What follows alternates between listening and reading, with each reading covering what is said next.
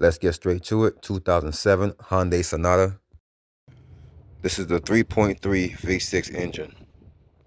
So you would see that 3 of the O2 sensors are identical. They're the exact same. And then there's one that is a little bit longer. Everything else about these are the same. It has the same harness and the same O2 sensor, but the wire on the downstream rear is about 2 times, maybe 3 times longer. And this is the part number for the downstream rear, and this is the part number for the other 3. They're all the exact same part number, as you'll see, because they're all the same sensor. So the upstream rear, the upstream front, and the downstream front are all the same, and the downstream rear is going to be different. So if you're looking from the front, the upstream front is right there. That is your first cylinder on the front side. This is also known as your bank 2 as well. And the one on the same line on the bottom behind the cat, that is going to be your downstream front. And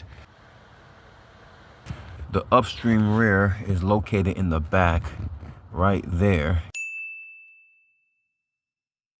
You can see it right there, and the harness for it goes right here.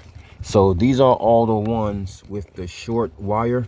So this is the upstream rear, this is the upstream front, and the one right underneath this one, the downstream front, is going to be a short one as well. And as a matter of fact, we can see it from here as well. It's right down there. You can see it there, and the harness for it comes right there. So you can see that's a short harness as well.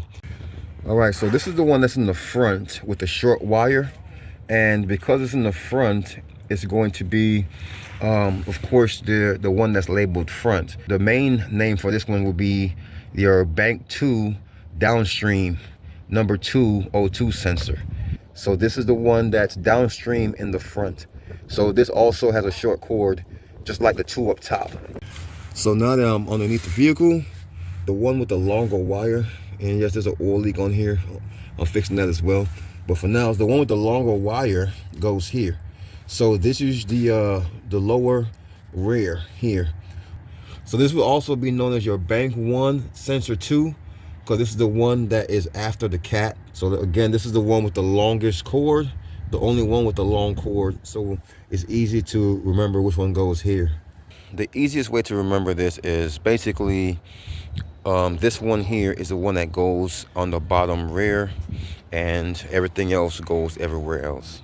All right, so for both the ones in the back, the harnesses are right here in the back. So you have one harness here and another one here. So you can see this harness is attached to the one that's right there. That is the last one with the short wire. So we have a short wire one here and a long wire one. So the long wire one is this one here, the one that goes all the way down to the bottom. Nothing hard about these. The safety clips are already pulled back on this for some reason, but you pull these safety clips back, you press these tabs down, and you pull the harness out. Okay, so quick reminder, this gray one is for the short wire that goes to the upstream, and this black one here is for the long wire that goes to all the way down to the downstream, just so you remember in case you get confused. Okay, so now we're back underneath the bottom. So this is the long harness one that I dropped down to the bottom here. So now we'll go ahead and remove this.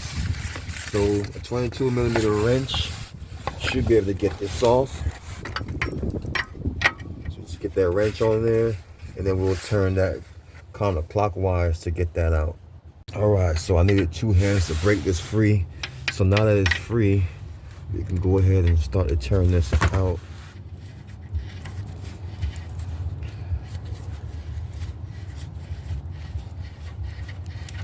So again, this is the third one that we're changing. This is the bank 2 sensor 2, all the way at the bottom. This is what the old one looks like. So we grab our new one that's pre-anesthetized, and we start to thread that one in. So I like to twist the wires along with it so that the wires don't get too twisted up.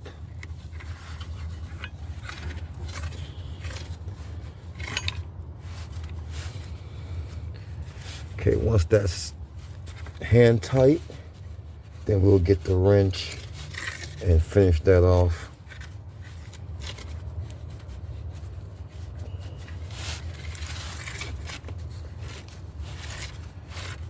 All right, so that's hand tight there. So let's finish snugging this up with the wrench.